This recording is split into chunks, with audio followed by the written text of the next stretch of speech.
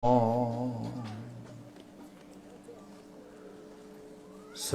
Krishna Chaitanya Prabhu Nityananda Shri Advaita Gadadhara Shivasadi Gaur Bhakta Vrinda Hare Krishna Krishna Krishna Hare Hare Hare Rama Rama Rama Hare Hare Sarvagri Sri Bhagavan Abhinna Prakash Vigraha Bhagavad Gyan Pradata Bhagavaner Seva Adhikar Pradankari Srila Gurupat Padmom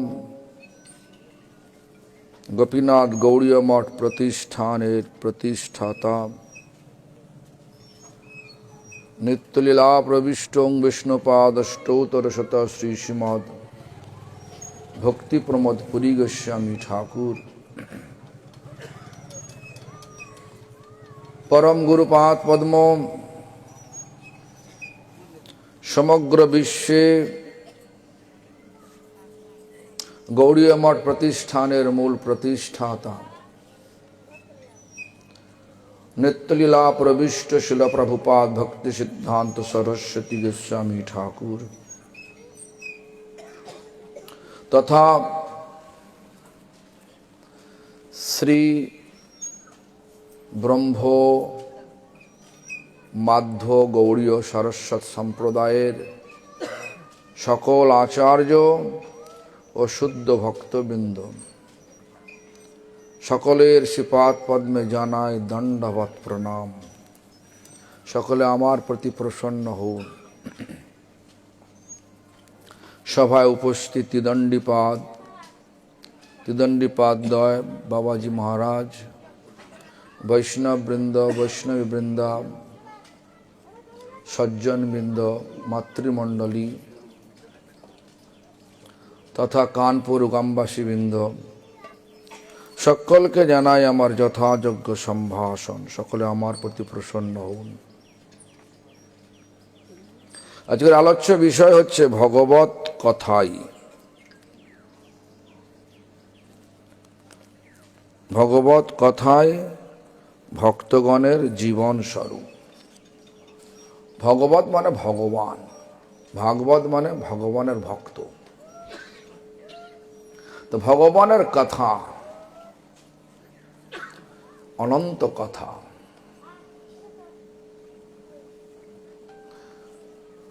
ভগবানের জন্মলীলা ভগবানের সৃষ্টি লীলা মানে ভগবান কিভাবে সৃষ্টি করলেন এই জগৎকে ভগবানের লীলা কথা বহু আছে আর ভক্ত তাদের এই কথাটাই ভগবানের কথাটাই জীবন বলে মনে করে এই জন্য প্রত্যেকটা মন্দিরে যারা একটুখানি আত্মা কল্যাণের জন্য মানে আমরা দুটো অবস্থা একটা হচ্ছে শরীর একটা হচ্ছে আত্মা যারা গৌরীয় মঠ তারা দেখবেন সবসময় আত্মকল্যাণের কথা বলে ভগবানের নাম ভগবান লীলা কথাই আত্মার খাদ্য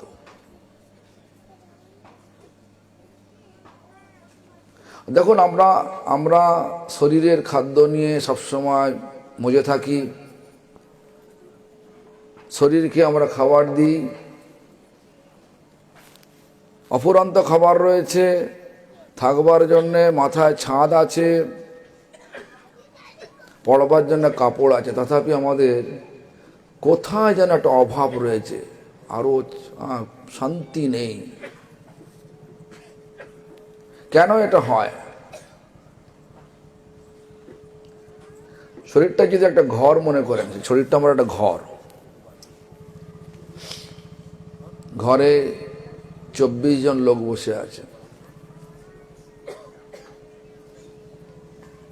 পঞ্চ ইন্দ্রিয় পঞ্চকর্মেন্দ্রিয় সব আছে না, সব 24 জন আছে। তার মধ্যে আত্মা বলে একজন আছে,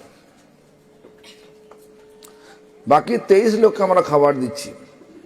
চোখ কিছু দেখতে চাইলো, দেখে নিলাম, চোখের খাবার হয়ে গেল। কান কিছু শুনতে চাইলো, শুনে নিলাম, কানের খাবার হয়ে গেল।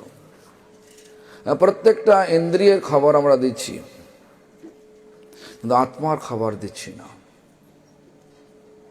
আত্মা কাঁদছে, খিদে পেয়েছে, কাঁদছে। যদি 24 জন একটা ঘরের লোক বসে থাকে, একজন যদি কাঁদে আমার খিদে পেয়েছে, আমার খাবার দাও, বাকি 23 জন বসে থাকতে পারবে? তেমনি করে একই কারণ, আমাদের শরীরটা যদি ঘর হয়, আমরা 23 জনকে খাওয়াচ্ছি, আত্মা কাঁদছে। যদিও আমাদের মাথার ওপর ছাদ আছে, পরনে কাপড় আছে, অফুরন্ত খাবার আছে, ব্যাংকে টাকাও আছে, সবই আছে, তথাপি কোথায় যেন একটা অভাব আছে। আছে কিনা? এরকম বোধ হয় কিনা? প্রত্যেকেরই হয়।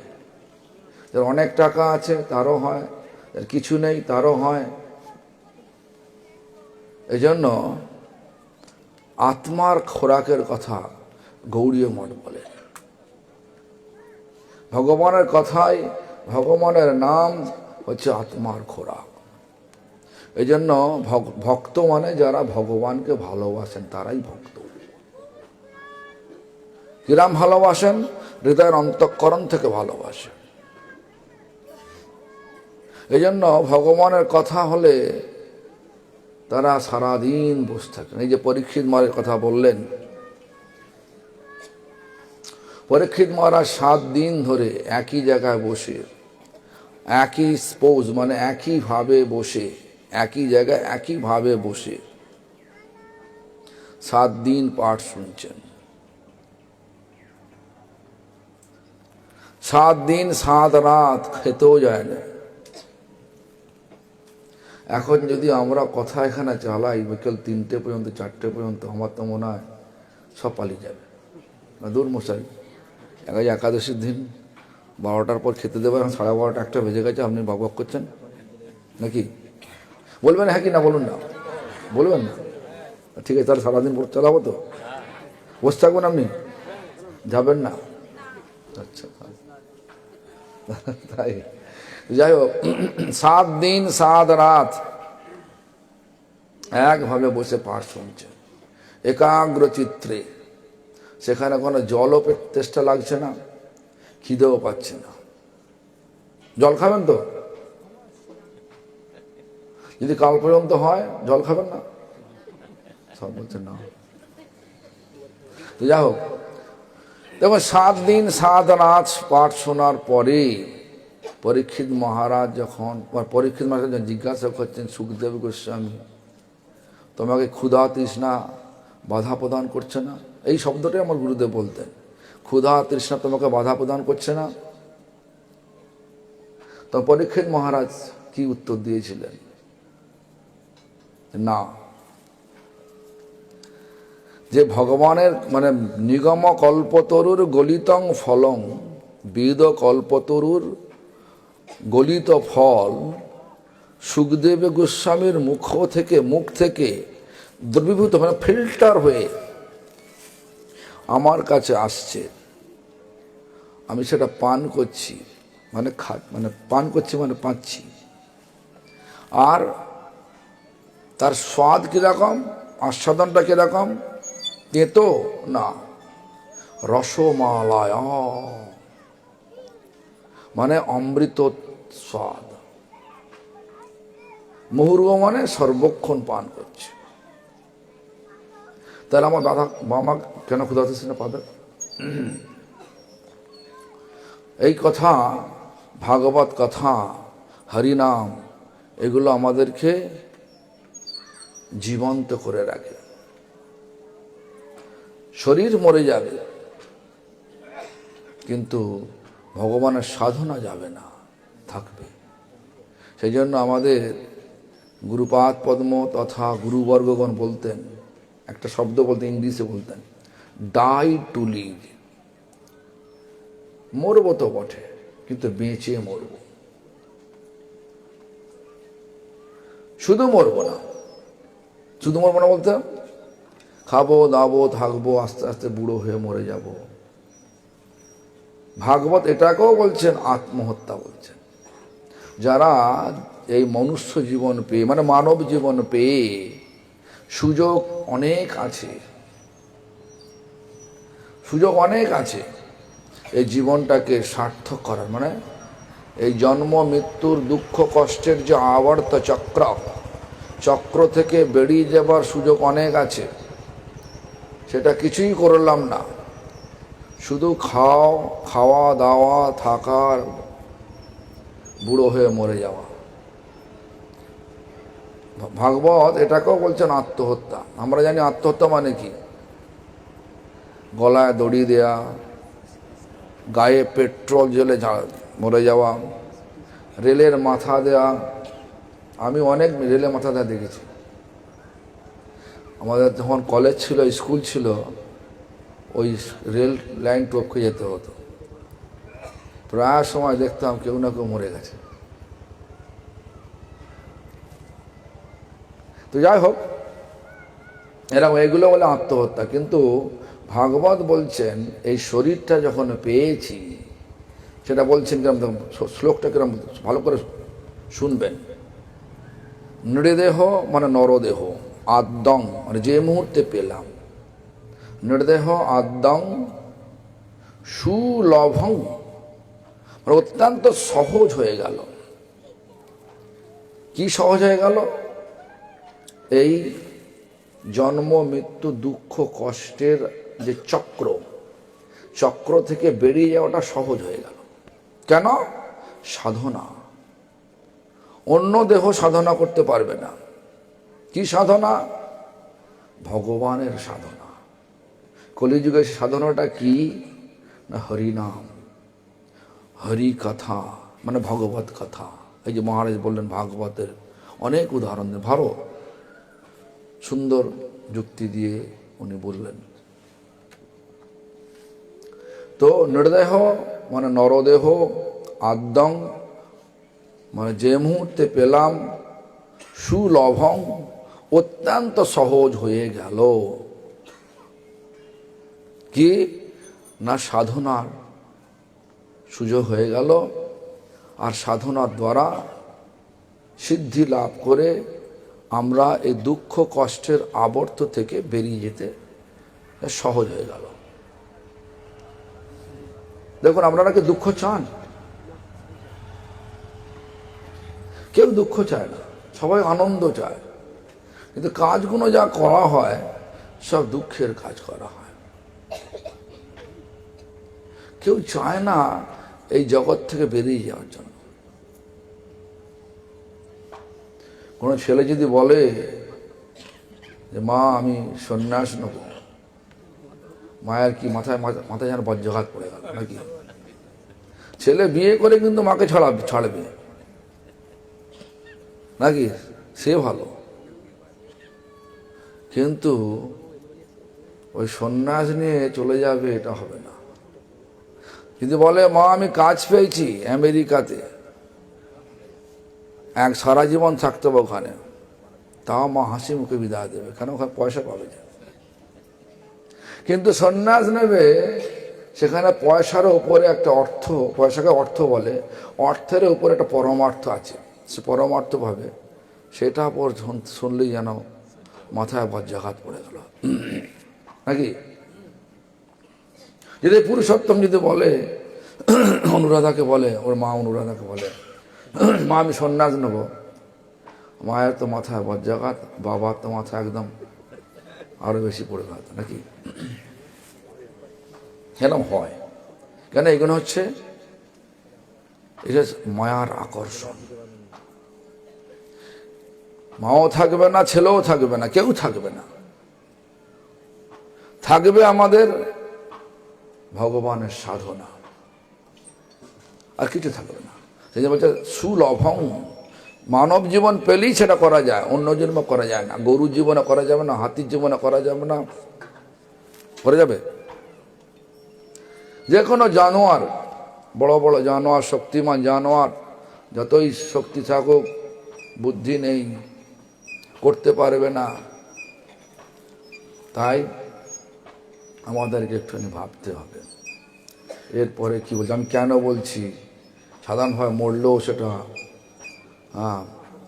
মানে আত্মঘাতী হবে, এটা আমি বলছি না, ভাগবত বলছেন, ব্যাসদেব বলছেন ভাগবতে। মানে ব্যাসদেব ভাগবত লিখেছেন বটে, কিন্তু ভাগবত চিরকাল ছিলেন। ভাগবত ভাববেন না যে ভাগবত লিপিবদ্ধ করেছেন ব্যাসদেব, ভাগবত আগে ছিল না, তার আগে ছিল, নিত্যকাল আছে। তাহলে আবার লিখতে হলো কেন? এর পেছনে একটা যুক্তি আছে। এক সময় ফেমিন মানে হচ্ছে দুর্ভিক্ষ হলো, সে দুর্ভিক্ষেতে সমস্ত মুনি ঋষিগণ গৌতম ঋষির আশ্রমে এসে উপস্থিত হলো। ভালো করে শুনুন, গৌতম ঋষির আশ্রমে কেন এলেন? গৌতম ঋষির ভান্ডার আর ক্ষেত, ক্ষেত মানে যেখানে চাষবাস করা হয়, সম্পূর্ণ সবসময় পরিপূর্ণ থাকবে। লক্ষ্মী দেবীর একটা আশীর্বাদ। সেই জন্য সবাই চলে যায়, দুর্ভিক্ষ যাই হোক, গৌতম ঋষি আশ্রমে আছি, সব আরামেই থাকবো। দুর্ভিক্ষ কেটে গেল, চলে গেল, আর গৌতম ঋষি অনুমতি দিচ্ছে না ঋষিদেরকে যাওয়ার জন্য। কেন? এখনকার দিনে আমরা তো সব মানি না, যার বাড়িতে আছি আমার ইচ্ছাকালে চলে গেলাম, বাড়ির গৃহকর্তার অনুমতি পেলেও না পেলাম দরকার নেই, নাকি? কিন্তু তখনকার দিনে সেই গৌতম যার যেখানে গেছি তার অনুমতি না পেলে যাওয়া যেত না। তাই গৌতম ঋষি অনুমতি দিচ্ছে না, কেন?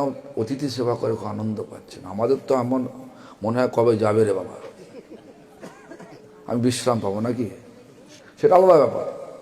কিন্তু তখনকার দিনে অতিথি সেবা করে খুব আনন্দ পাওয়া যেত, এখনও পাওয়া যায় যদি সেবার মতো করা যায়। তো যখন আমাদের ভাবটা চলে গেছে, সেজন্য ভাবি যে এলো ঠিক আছে, কিন্তু যাবে কবে? তো যাই হোক, মঠে তো গেলে আগে জিজ্ঞেস করে কবে দিন থাকবেন, ক টাকা দেবেন, নাকি? হ্যাঁ, সব সিস্টেম উঠে গেছে, সব কলির প্রভাবে সব চলে যাচ্ছে। যাই হোক, শুনুন ঘটনাটা, শুনুন কি হলো।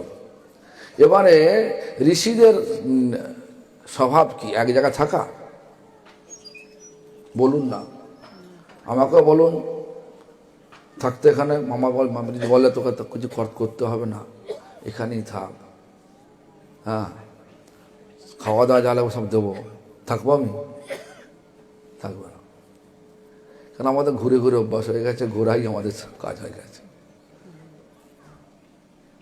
করুণার বাজারেও ঘুরতে গেছিলাম, মানে ঘুরতে বলতে মানে ঘুরে প্রচারে গেছিলাম, সেখানে অনেক বাধা বিপত্তি, তথাপি প্রচারে যেতেই ভালো লাগলো, চলে গেলাম, বাধা বিপত্তি কাটিয়ে আর ফিরে এলাম।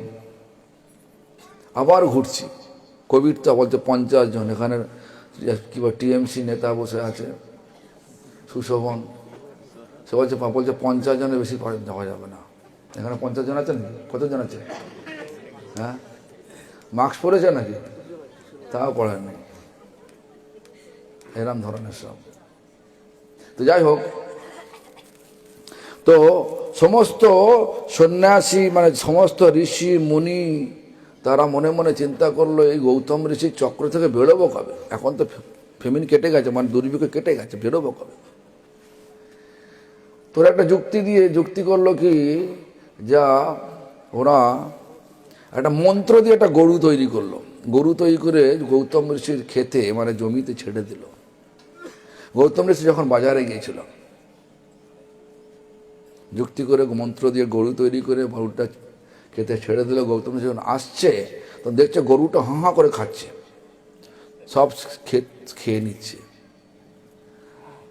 যখন যে মুহূর্তে দেখবে একটা গরু ভালো সবজি, এখন খাদ্য পালং শাক হয়েছে, যদি কেউ গরু ভাঙা করে খায় কি করবেন? খেতে দেবেন না, তাড়াবেন? সেই একই জিনিস তো হয়েছিল। তাড়াতে গেলেই কিন্তু গরুটা মরে যাবে। তারপরেই গৌতম ঋষি নিশ্চয়ই কোনো মনে দুঃখ নিয়ে আশ্রমে ফিরবে। আর যেই মুহূর্তে ফিরে আমরা জিজ্ঞাসা করবো আপনার কি এত দুঃখ কেন? যেই মুহূর্তে বলবে আমি গরুটা মরে গেল, আমাকে তাড়াতে গিয়ে কেন মরে গেল জানি না, সেই মুহূর্তে আমরা তখন দোষারোপ করবো, তুমি গোহত্যা করেছো, গোহত্যার পাবে লিপ্ত হয়েছো, অতএব তোমার আশ্রমে থাকবো না, চলে যাব। সবাই এই ফাঁক নিয়ে সবাই চলে গেল। এবার সবাই যাওয়ার পরে গৌতম ঋষি মনে মনে চিন্তা করছে, আরে এটা গরুকে তাড়া দিলে মরে যায় নাকি? নিশ্চয়ের মতো রহস্য আছে। তখন সাধনায় বসে গেলেন, ধ্যানে বসলেন, ধ্যানে দেখতে পেলেন এদের চক্রান্ত, মুনি ঋষিদের চক্রান্ত দেখতে পেলেন। তখন গৌতম ঋষি অভিশাপ দিয়েছিলেন, যত তোমরা শ্লোক, আগে তো সৌত পন্থা ছিল, যে কোনো জিনিস সৌত পন্থা, মানে শুনে শুনে সব মনে হতো, একবার বললি সব মাথায় এসে যেত। তা তখন ওই গৌতম ঋষি অভিশাপ দিলেন, সব ঋষিরা সব ভুলে যাবে, ওদের মুখে সংস্কৃত উচ্চারণ হবে না। যেমন আমাদের মুখে যতই বলি, ব্রাহ্মণরা যতই পড়ুক, ওনার মুখে সংস্কৃত হয় না, আমার মুখে সংস্কৃত হয় না, বাবাজি মায়ের মুখে সংস্কৃত হয় না, কারো মুখে সংস্কৃত উচ্চারণ হয় না। সংস্কৃত উচ্চারণ সাধারণত দক্ষিণ ভারতের লোকেদের মধ্যে একটু হয়। তো গৌতম ঋষি এইভাবে অভিশপ্ত করলেন, সব ভুলে গেল। তারপরে ব্যাসদেব লিখলেন ভগবানের সপ্তাবতার, এইভাবে ভাগবত প্রকট হল। তো যাই হোক, সেই জন্য ব্যাসদেব লিখেছেন, মানে ভগবানের কথা এটা। তবে লিখছেন সুলভং সুদূর্লভং, আমার বলছেন এই মানুষ জীবনটাকে সুদূর্লভ বললেন। কারণ ৮০ লক্ষ জন্ম ঘুরে ঘুরে, বিভিন্ন রকম জন্ম ঘুরে ঘুরে, যেখানে সাধনা করা যাবে না, মাছ হন, কুমির হন, হাঙর হন, করা যাবে কি? সাধনা করা যাবে না। হাতি হন, যত রকমের বড় শক্তিমান জীব আছে, সব কিছুতেই হবে না। তাহলে একমাত্র মানুষ জন্মেতেই হবে। সেটা পাবো কবে? ৮০ লক্ষ জন্ম। এই চক্রতে ৮০ লক্ষ বিভিন্ন রকম জন্ম ঘোরার পরেই মানুষ জন্ম পাচ্ছি বলে বলছে সুদূর্লভ বললেন। সহসা পাওয়া যায় না, যখন পাওয়া গেল সুদূর্লভ। তারপরে বলছে শরীরটা কি বললেন? বলছে প্লবং। এই শরীরটাকে, মানব শরীরটাকে বলল নৌকা বলল। এই জগৎটা হচ্ছে কি না ভবসাগর, মানে মায়ার সাগর, সবই মায়া দিয়ে গড়া। কেন? যেমন সুখদেব গোস্বামী তার মায়ের গর্ভ থেকে বেরোতে চাইছেন না, তখন ব্যাসদেব তাকে অনুরোধ করলেন, পুত্র তুমি মাতৃকুক্ষি থেকে বেরিয়ে আসো। পুত্র তখন জবাব দিল কি গর্ভ থেকে, পিতা আমি ভীত সন্ত্রস্ত, আমি অত্যন্ত ভয় পাচ্ছি। কেন? এই মায়ার জন্য। আমরা তখন ভয় নেই। জানবেন ইংলিশে একটা প্রবাদ আছে, a fool rush in where angel are fear to tread. বোকা লোক অতি সহজেই প্রবেশ করে যায় যেখানে বুদ্ধিমান লোক যেতে একটু ভয় পায়। তা আমরা বোকা, খুব হাসি খুশিতে আছি। আর সুখদেব গোস্বামী বললেন ভীত সন্ত্রস্ত। কেন না মায়া। তখন কি বললেন, পিতা তুই ভগবানকে বলো তার মায়াকে সরিয়ে নিতে। পিতা ব্যাসদেব গেলেন ভগবানকে বললেন। ভগবান বললেন, ও ব্যাস, তুমি তো সবই আমার জানো, এই জগৎটা তৈরি করেছে মায়া দিয়েই তৈরি করেছে, যদি মায়াকে সরিয়ে নেবো পৃথিবী থাকবে কি? আর কিছুই থাকবে না। তখন বললেন তুমি তো সবই করতে পারো, যেটা হবে না সেটা হওয়াতে পারো, যেটা হবার সেটা না হওয়াতে পারো, তুমি করো না। আমার ছেলে যখন বলেছে, আমি একটু গল্প করে বলছি, হ্যাঁ, তখন বললো ঠিক আছে।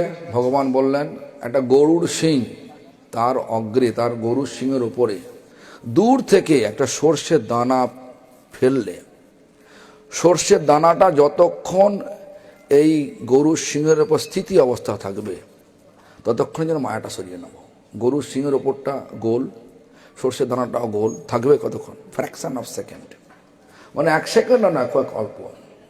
আগুনে হাত দিলে হাত পুড়ে যায়, কিন্তু একটা প্রদীপ জ্বলে যদি হাতটা এরকম করেন, আগুনের শিখা দিয়ে হাতটা নিচ্ছেন কিন্তু হাত পুড়ছে না, এরকম ধরনের একটা। তো যাই হোক, সেই জন্যই আমরা বলছি এই জগৎটা মায়া দিয়ে তৈরি। তো যেই মুহূর্তে ভগবান এই বিধান দিলেন, সেই মুহূর্তে সুখদেব গোস্বামী মায়ের কোখ থেকে, মানে গর্ভ থেকে বেরিয়ে দৌড়ালেন, জন্ম হলো। তো যাই হোক, সুদুলম সুলভং সুদুর্লভং বলে প্লবং, এই নৌকা, প্লবং সুকল্পং, এই এই এই যে মানব শরীরটা বলছেন সুকল্প মানে হচ্ছে পারফেক্ট ইঞ্জিনিয়ারিং প্ল্যানিং বোর্ড, সুন্দর যান্ত্রিক যন্ত্র, মানে সুন্দরভাবে ব্যবস্থা করা হয়েছে, যন্ত্র দ্বারা ব্যবস্থা করা হয়েছে এই নৌকাটাকে। খুব শক্ত শক্ত শক্তি সমস্ত নৌকা। ঢেউকে, এই যে আমাদের যে ওয়েবস, মানে আমাদের যে এই যে মায়ার যে নানা রকমের প্রতিকূলতা আছে, এগুলো প্রতিরোধ করার ক্ষমতা রাখে এই শরীর। এই জন্য বলছে প্লবং সুকল্পং গুরুকর্ণ ধারং।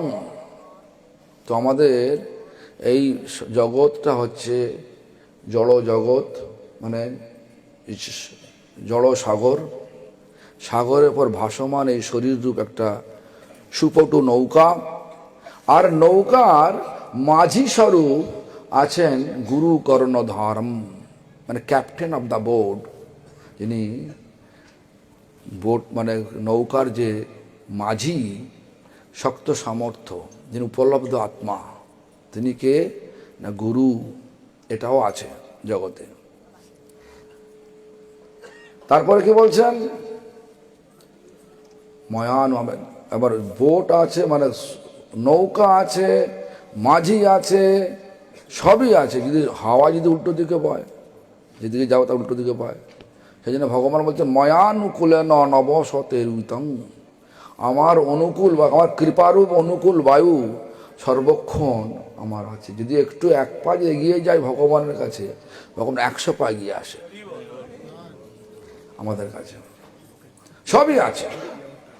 এত কিছু থাকা সত্ত্বেও যদি আমরা এই এই ভবসাগর পার হওয়ার চেষ্টা না করি, সে বলছে নতরেৎস আত্মহা, তাহলে সেও আত্মঘাতী হলো। তাহলে মোটামুটি বোঝা গেল, খাবো দাবো থাকবো, ফুকফাক ঘুরে বেড়াবো, আদম করে মরে যাব, এটা আত্মহত্যা হলো না? বলছে এটাও আত্মহত্যা হলো। কেন? ভগবান আমাদেরকে সুযোগ দিয়েছেন, সুবিধা দিয়েছেন, সে সুবিধার সদ্ব্যবহার করলাম না, এটাও এক প্রকারের আত্মঘাতী। শুধু গলায় দড়ি দেয়া, বিষ খাওয়া, তারপরে ট্রেনে মাথা দেয়া, এইগুলো আত্মহত্যা বলি বটে, এটাও আত্মহত্যা। সেই জন্য মানুষ হয়ে কী করা কর্তব্য? মানুষ হলে ভগবত আরাধনা করা কর্তব্য, যেটা বামন মহারাজ বলেছেন কথার মধ্যে, আর ভাগবত বলে দিলেন। সেই জন্য আমাদের করা কর্তব্য, মানে যে কোনো যারা ভক্ত হয়, তার ভগবানের কথাতে ডুবে যায়। কথা যদি ভগবানের কথা যদি সত্যিকারের ভাগবত অনুসারে হয়, এখানে পালা কীর্তনে বিভিন্ন গল্প করে বলে, সেটা আলাদা ব্যাপার, ও একাশা বানিয়ে বলে। আমার মনে আছে আমি যখন আমার ঠাকুমার সঙ্গে এখানে আসতাম, কালীতলা পাঠ মানে কী বলে পালা কীর্তন শুনতে আসতাম, গৌর হরি কয়াল নামে এক গায়ক ছিল, মনে আছে সে গান করছে কিরম ধরনের, বাড়িতে গুরুই এসছে, শিষ্য তো মাছ খায় জানতো, অনেক কাছে তো শিষ্যকে শাসন করে তৈরি করে মন্ত্র দেবে না, মন্ত্র দিয়ে শিষ্যকে কাছে নিয়ে যত পারো পয়সা খিঁচবে, এই জন্য গুরু সব। তো গুরু বাড়িতে এসছে হঠাৎ, সেদিনে গরু শিষ্যের বাড়িতে মাংস হয়েছে, তো বলছে যে তুই এক কাজ কর, সে ঝোলটা দে, মাংস বাদ দে, আলু দে।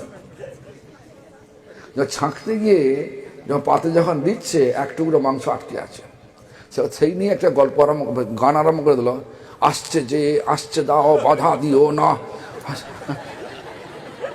আমি নিজে গানে শুনেছি, ও ঠাকুমা আসতো একটা হারিকেন নিয়ে আমাকে নিয়ে আসতেন এই কালীতলা। আমার সেই বাচ্চা সালাম এখন মনে আছে, ছোট্টবেলা কথা, সেই গৌর হরি কয়ালের পালা কীর্তন। তখন তো বুঝতাম না, এখন বুঝছি। কত কত গেঁজাখুরি কথা বলে আমাদের মতো লোককে বোকা বানিয়ে বসিয়ে রাখতো, তাতে উপকার কিছুই হয় না। কানপুর দেখো না, কানপুর গ্রামে কিছু উপকার হয়েছে? এতদিন ধরে হরিকীর্তন হরিসভা হচ্ছে, কী হচ্ছে? হরিসভা হরিকীর্তন হচ্ছে, কিন্তু হরি ভক্ত কজন হয়েছে? আর যদিও হয়েছে সব গোঁজা মিলে হয়েছে। এই জন্য আমাদেরকে একটু ভাবতে হবে, ভগবানের ভগবত কথা ভক্তগণের জীবন স্বরূপ। যেখানে সত্যিকারের ভগবানের কথা হয়, ভক্তগণ সেখানে ডুবে যান। পরীক্ষিত মহারাজ যেন ডুবে গিয়েছিলেন, তেমনি আপনারা সব ডুবুন আর জীবনটাকে ভাগবত কথাময় করে, ভগবানের নামময় করে জীবনটা অতিবাহিত করুন। আর যেমন আমাদের পুরুষোত্তম প্রভু বললেন, হ্যাঁ কি বললেন, একাদশী করবে, অনুরোধ করেছে সকলকে, পঞ্চাশস্য খাবে না। হ্যাঁ, ওর মধ্যে পাপ পুরুষ ঢুকে আছে, হ্যাঁ, তো পাপ পুরুষ খাবে না। আর মহারাজ বললেন যতক্ষণ গরুর গায়ে লোম আছে ততক্ষণ নরকে ভক্ত মা। হ্যাঁ, ওরে বাবা, অনেক সব শাস্তি ফাস্তি আছে, করে লাভ নেই। এই জীবনটা দিয়েছেন ভগবান, হ্যাঁ, ভগবান দিয়েছেন, ভগবানের কাছে ফিরে যাওয়ার জন্য এই জীবনটা দিয়েছেন, এখানে থাকবার জন্য দেন। তাই ফিরে যেতে গেলে ভগবান একদম একটা ওষুধ দিলেন, সেই ওষুধটার নাম হচ্ছে হরে কৃষ্ণ মহামন্ত্র জপ করা। ভগবানের প্রসাদ পান, হরে কৃষ্ণ মহামন্ত্র জপ করেন আর হরি একাদশী করুন, চলে যাবেন। হরে কৃষ্ণ।